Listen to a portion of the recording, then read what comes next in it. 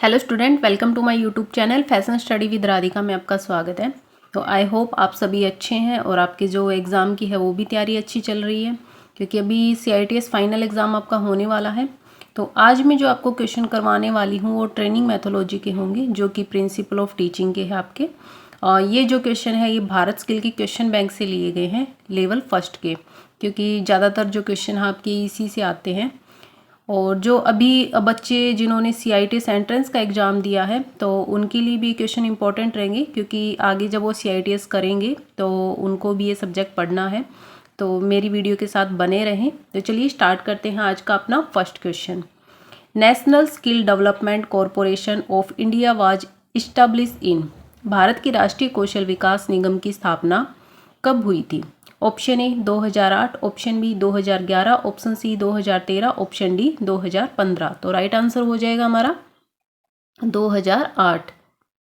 जो NDC है ये एक स्किल ट्रेनिंग संस्थान है जिसकी स्थापना जो है वो 2008 में हुई थी। आपको ध्यान देना है NSDC की स्थापना है जो कि 2008 में हुई है।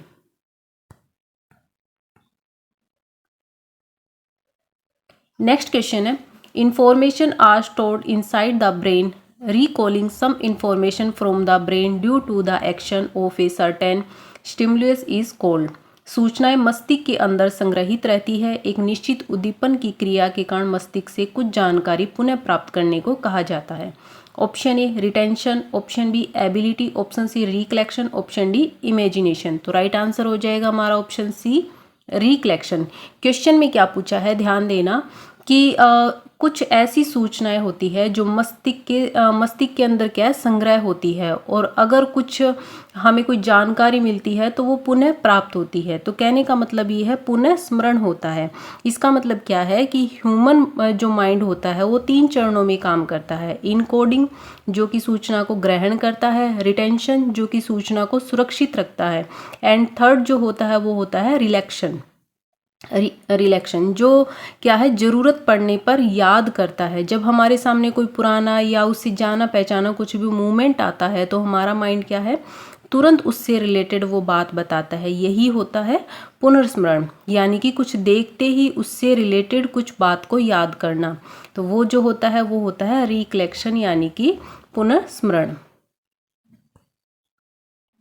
नेक्स्ट क्वेश्चन है, BF Skinner's theory of learning through the consequence of our behaviour is called. हमारे व्यवहार के परिणामों के माध्यम से सीखने के BF स्किनर के सिद्धांत को कहा जाता है। Option A positive reinforcement, option B classical conditioning, option C operant conditioning, option D modelling. तो हमारा राइट आंसर हो जाएगा ऑप्शन सी ऑपरेंट कंडीशनिंग। ये क्या होता है, इसमें क्या है, BF स्किनर ने इस बात पर जोर दिया है कि इंसान अपने जो काम है, अपने जो वर्क है उनके रिजल्ट से ही सीखता है। यानी कि किसी काम का अगर अच्छा रिजल्ट मिलेगा तो वो काम क्या है वो दोबारा करेगा, और अगर उसी काम का रिजल्ट अगर बुरा मिलेगा तो वो काम दोबारा नहीं करेगा। तो कार्यवाहक अनुकूल यानी कि ऑपरेंट कंडीशनिंग का मतलब होता है कि कार्य के अनुकूल परिणाम मिलना। तो राइट आंसर हो जाएगा हमारा ऑप्शन सी। नेक्स्ट क्वेश्चन है, according to Maslow hierarchy of needs theory the needs are classified into level. आवश्यकताओं का मैस्लो का पदानुक्रम के अनुसार आवश्यकताओं को किन स्तरों में वर्गीकृत किया गया है? Option A 3, option B 4, option C 5, option D 6। तो हमारा राइट आंसर हो जाएगा ऑप्शन सी 5।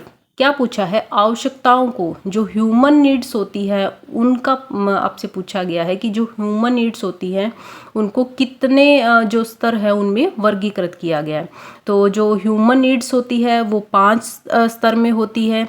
तो सबसे पहली है शारीरिक आवश्यकता अनुसार, जैसे फिजिकल नीड्स होती है जिसमें भोजन, पानी, नींद, कपड़ा, मकान ये सब होता है। सेकंड जो होती है वो सुरक्षा की आवश्यकता होती है, यानी कि सेफ्टी नीड होती है जिसमें स्वास्थ्य, नौकरी। और थर्ड जो होती है वो सामाजिक होती है, जैसे सोशल नीड्स होती है, उनमें क्या है समाज से जुड़ना, परिवार, फ्रेंड्स। और जो फोर्थ जो होती है वो होती है सम्मान की आवश्यकता, यानी कि एस्टीम नीड्स जिसमें क्या है पहचान, प्रतिष्ठा और आदर। लास्ट जो होती है वो होती है आत्मवास्तवीकरण, यानी कि सेल्फ एक्चुअलाइजेशन नीड्स। इसमें क्या होता है लाइफ का रियल रियल एम होता है या बेस्ट नॉलेज होता है। तो जो ह्यूमन नीड्स होती है वो 5 होती है, तो आप इन पांचों नीड्स का आपको ध्यान रखना है। नेक्स्ट क्वेश्चन है, while analyzing the syllabus job or experience by which skill can be acquired and developed is related to. पाठ्यक्रम का विश्लेषण करते समय कार्य या अनुभव जिनके द्वारा कौशल अर्जित और विकसित किया जा सकता है किससे संबंधित है। Option A doing, option B knowing, option C being, option D orientation. तुम्हारा राइट आंसर हो जाएगा ऑप्शन ए डूइंग, यानी कि कार्य। इसमें क्या पूछा गया आपसे कि पाठ्यक्रम का विश्लेषण करते समय या कार्य या अनुभव जिनके द्वारा कौशल अर्जित होती है। तो कहने का मतलब ये है कि हमें कोई भी काम करते टाइम उसका जो एक्सपीरियंस है वो तभी होगा हमें जब हम उस काम को प्रैक्टिकली करेंगे। कहने का मतलब ये है, यानी कार्य जो होता है, हम कोई भी काम कर रहे हैं तो व्यक्ति अगर उसको रियल में उस काम को करेगा तभी उसका एक्सपीरियंस लेगा। ऐसा नहीं है कि उसको बताया ये काम ऐसे होता है, ये काम वैसे होता है, तो उससे उसको एक्सपीरियंस नहीं होगा। जब तक वो उस काम को नहीं करेगा खुद से, जब तक उस काम का प्रैक्टिकल नहीं करेगा, तब तक उसको क्या है, उस काम का जो है एक्सपीरियंस नहीं होगा। तो कहने का मतलब ये है कि कार्य करने से ही जो है एक्सपीरियंस होता है, अनुभव होता है। तो राइट आंसर हो जाएगा हमारा ऑप्शन ए।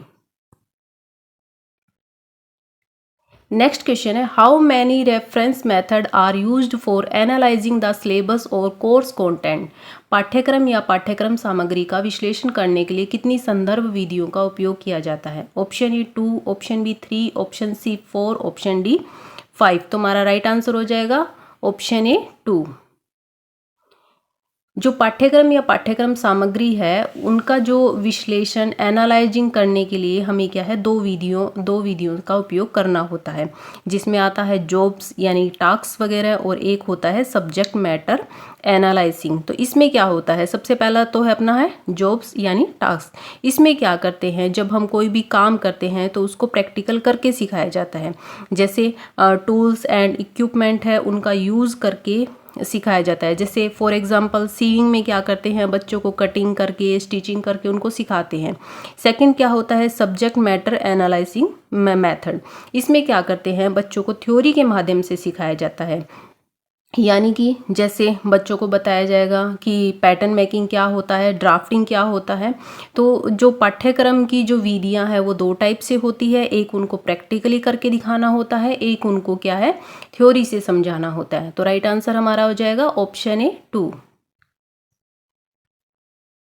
नेक्स्ट क्वेश्चन है, with reference to related information a motor car driver all the driving techniques. संबंधित जानकारी के संदर्भ में एक मोटर कार चालक को सभी ड्राइविंग तकनीकों को option A must know, option B should know, option C could know, option D would know. तो हमारा राइट आंसर हो जाएगा ऑप्शन ए मस्ट नो, अवश्य जानना चाहिए।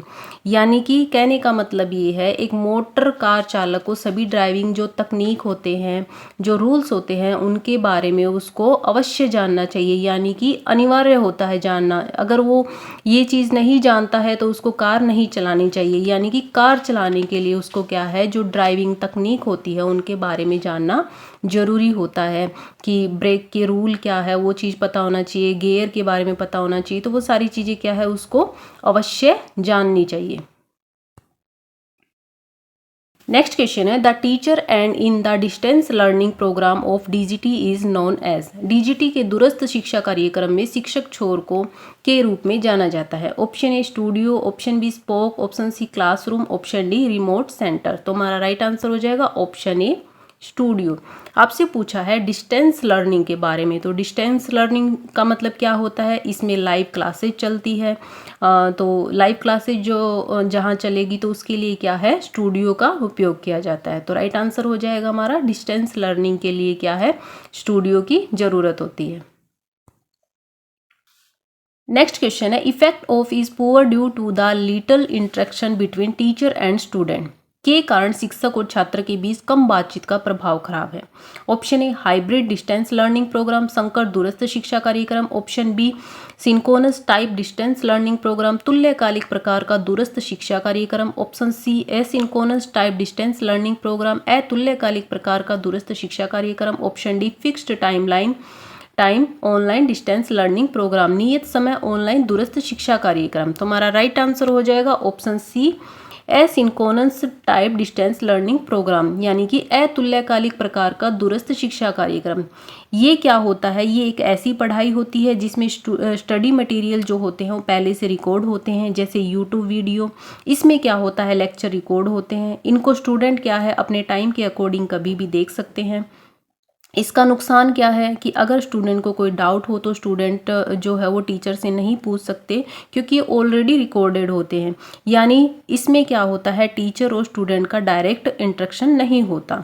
तो जो आपसे पूछा गया है शिक्षक और छात्र के बीच डायरेक्ट इंटरेक्शन नहीं होता, वो कौन सी लर्निंग प्रोग्राम होता है? तो वो होता है एसिंक्रोनस टाइप डिस्टेंस लर्निंग। दूसरा जो होता है वो होता है सिंक्रोनस टाइप्स लर्निंग, यानी कि तुल्यकालिक प्रकार का दूरस्थ शिक्षा कार्यक्रम। इसमें क्या होता है, इसमें जो है कि उसी टाइम लाइव स्टडी होती है, जैसे जूम मीटिंग हो गया। इसमें क्या है, टीचर और स्टूडेंट जो होते हैं वो ऑनलाइन स्टडी करते हैं और उसी टाइम क्या है, स्टूडेंट जो है वो टीचर से सवाल जवाब भी कर सकते हैं। तो आपको ध्यान रखना है कि अगर शिक्षक और छात्र के बीच कोई इंस्ट्रक्शन ना हो तो वो स्टडी जो होती है वो होती है asynchronous type distance learning. Next question है, Indira Gandhi national open university new Delhi was established by an act of parliament of India in. Indira Gandhi राष्ट्रीय मुक्त विश्वविद्यालय नई दिल्ली की स्थापना भारत की संसद में एक अधिनियम द्वारा की गई थी। Option A 1985, option B 1986, option C 1987, option D 1988।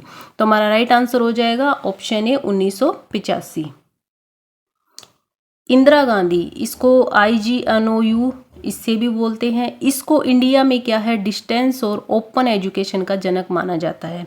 यानी कि इंदिरा गांधी जो राष्ट्रीय मुक्त विश्वविद्यालय है, इसको डिस्टेंस और लर्निंग और जो ओपन लर्निंग एजुकेशन होती है उसका जनक माना जाता है। तो जो इसकी जो स्थापना हुई थी वो 1985 में हुई थी। आपको ध्यान रखना है NSDC की जो स्थापना है वो 2008 में हुई थी और इंदिरा गांधी राष्ट्रीय मुक्त विश्वविद्यालय की जो स्थापना है वो 1985 में हुई थी।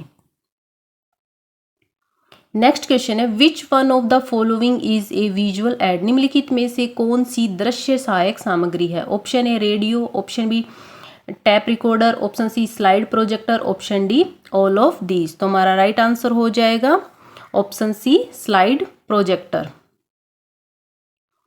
आपसे पूछा है विजुअल एड, यानी कि दृश्य सहायक सामग्री जिसमें हम देख सकते हैं। तो हमारा राइट आंसर हो जाएगा स्लाइड प्रोजेक्टर, क्योंकि स्लाइड प्रोजेक्टर ही ऐसा होता है जिसमें हम देख सकते हैं।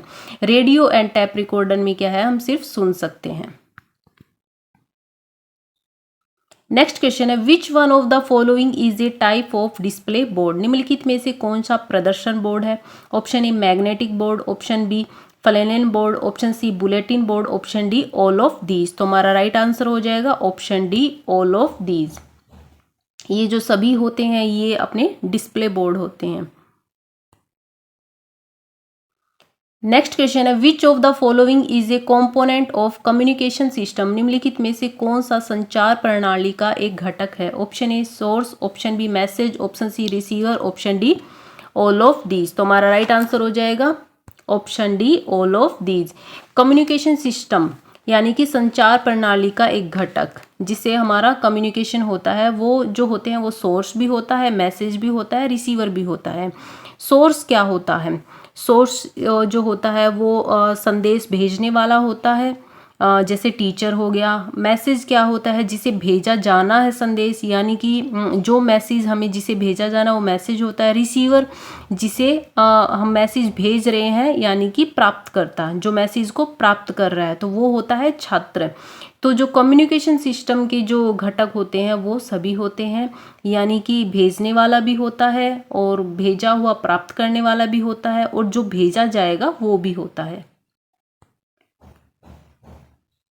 नेक्स्ट क्वेश्चन है, which of the following technique aid give the effect of the real situation. निम्नलिखित में से कौन सी तकनीकी सहायक सामग्री वास्तविक स्थिति का प्रभाव देती है? Option A chart, option B simulator, option C magnetic board, option D chalk board. तो हमारा राइट आंसर हो जाएगा ऑप्शन बी सिमुलेटर। सिमुलेटर क्या होता है? ये रियल सिचुएशन यानी कि ये एक ऐसी टेक्निक है जिसमें क्या होता है, ये एक डिवाइस होता है यानी कि एक कंप्यूटर सॉफ्टवेयर होता है जिसमें रियलिटी कॉपी करता है। जैसे आप क्या है इस जब सिस्टम पे काम करते हैं तो आपको रियल फील होता है, जैसे आप ड्राइविंग कर रहे हैं तो इस टाइप की जो टेक्निक होती है ये उसी टाइम करवाई जाती है जब आपको किसी की ट्रेनिंग दी जाती है। जैसे ड्राइविंग की ट्रेनिंग देनी है तो आपको क्या करते हैं, इस जो डिवाइस है इसके ऊपर आपको काम करवाया जाता है ताकि आपको फील हो, आप ड्राइविंग टेक्निक सीख पाएँ और इससे क्या है आपको ऐसा फील होता है कि आप रियल में क्या है ड्राइविंग कर रहे हैं। तो इसका बेनिफिट क्या होता है, इसका बेनिफिट ये होता है कि आपको क्या है इसमें इजी रहता है ड्राइविंग टेक्निक वगैरह सिखाने का। तो ये जो सॉफ्टवेयर है, डिवाइस है, ये सिमुलेटर होता है जिसमें आप रियल सिचुएशन को क्या है फील करते हो। नेक्स्ट क्वेश्चन है, operation sheet is made by, परिचालन पत्र के द्वारा बनाई जाती है। Option A worker, option B instructor, option C student, option D none of these. तो हमारा राइट आंसर हो जाएगा ऑप्शन बी इंस्ट्रक्टर। जो ऑपरेशन सीट होती है वो अनुदेशक बनाता है, जो कि इसमें क्या होता है, ये ऑपरेशन सीट को क्या है प्रैक्टिकल वर्क के लिए बनाया जाता है अनुदेशक द्वारा। इसमें काम करने के जो प्रोसेस है स्टेप बाय स्टेप जो है वो लिखे जाते हैं। तो ऑपरेशन सीट हमेशा अनुदेशक ही बनाता है।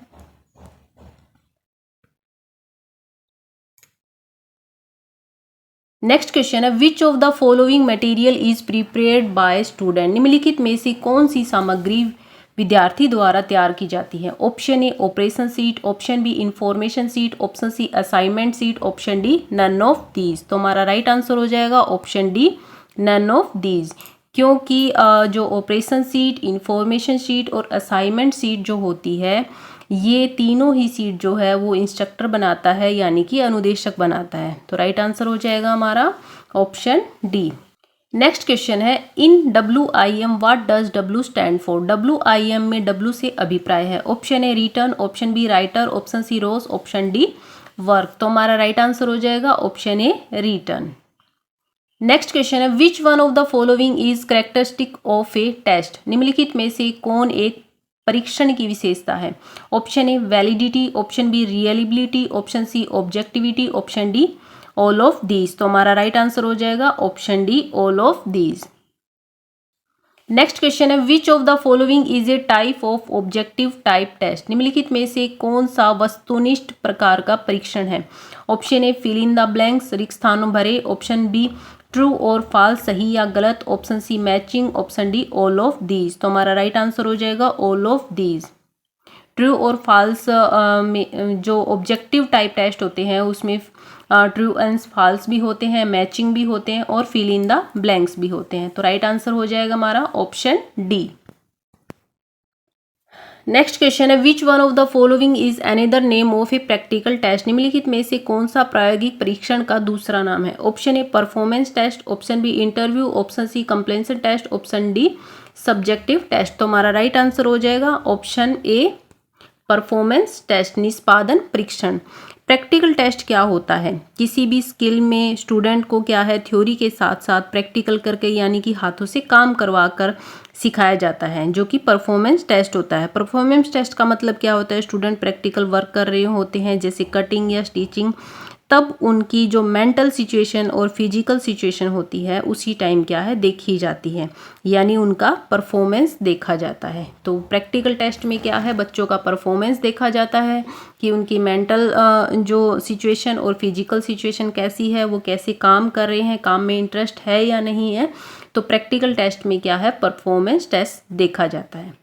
नेक्स्ट क्वेश्चन है, interview is a kind of. साक्षात्कार एक प्रकार का है। ऑप्शन ए रिटन टेस्ट, लिखित परीक्षण, ऑप्शन बी ऑब्जेक्टिव टेस्ट, वस्तुनिष्ठ परीक्षण, ऑप्शन सी परफॉर्मेंस टेस्ट, निष्पादन परीक्षण, ऑप्शन डी ओरल टेस्ट, मौखिक परीक्षण। तो हमारा राइट आंसर हो जाएगा ऑप्शन डी ओरल टेस्ट। ये क्या होता है, इसमें कुछ भी करके दिखाया नहीं जाता, यानी कि कोई प्रैक्टिकल या वर्क नहीं होता, इसमें केवल टीचर द्वारा पूछे गए क्वेश्चन का जवाब देना होता है, जिसे ओरल टेस्ट कहते हैं। यानी इसमें सिर्फ बोलना होता है, कुछ करके नहीं दिखाना होता। तो ये जो टेस्ट होता है ये होता है ओरल टेस्ट।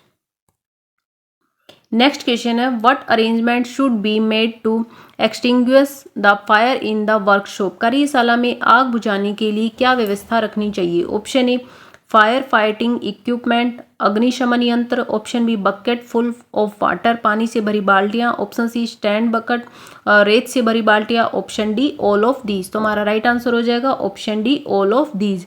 यानी कि आग बुझाने के लिए जो है, जो कार्यशाला है, जो वर्कशॉप है, उसमें क्या है, अग्निशमन यंत्र भी होना चाहिए, पानी से भरी बाल्टियां भी होनी चाहिए और रेत से भरी बाल्टियां भी होनी चाहिए। नेक्स्ट क्वेश्चन है a good housekeeping includes, एक अच्छी गृह व्यवस्था में शामिल है। Option A cleanliness, option B placing of machine, option C space for store, option D all of these. तो हमारा राइट आंसर हो जाएगा option D all of these. जो एक अच्छी हाउस कीपिंग है उनमें क्या है, ये सभी विशेषताएं होनी चाहिए, यानी कि स्वच्छता, मशीन के लिए स्थान, भंडारण के लिए स्थान, ये सभी होना चाहिए। क्लीननेस में क्या होता है, फर्श अच्छे से क्लीन होना चाहिए। प्लेसिंग ऑफ मशीन, मशीन के बीच में बराबर गैप होना चाहिए ताकि आने जाने में दिक्कत ना हो।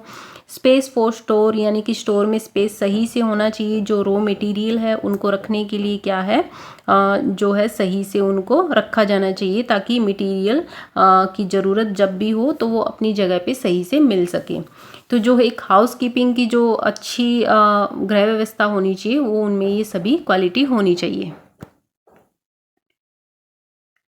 नेक्स्ट क्वेश्चन है best rule for good discipline is keep them, अच्छे अनुशासन का सर्वोत्तम नियम है कि उन्हें रखें। Option A busy in work, option B idle, option C feared, option D friendly. तो हमारा राइट आंसर हो जाएगा option A busy in work.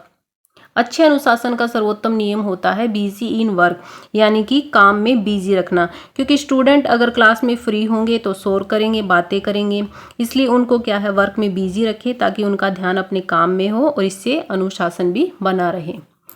Next question है which one of the following is not a type of fire extinguisher, निम्नलिखित में से कौन सा अग्निशामक का एक प्रकार नहीं है। Option A carbon dioxide, option B carbon tetrachloride, option C foam, option D carbon monoxide. तो राइट आंसर हो जाएगा जो अग्निशामक का प्रकार नहीं है वो होता है कार्बन मोनोऑक्साइड, क्योंकि कार्बन मोनोऑक्साइड क्या होती है, एक जहरीली गैस होती है जो हेल्थ के लिए खराब होती है।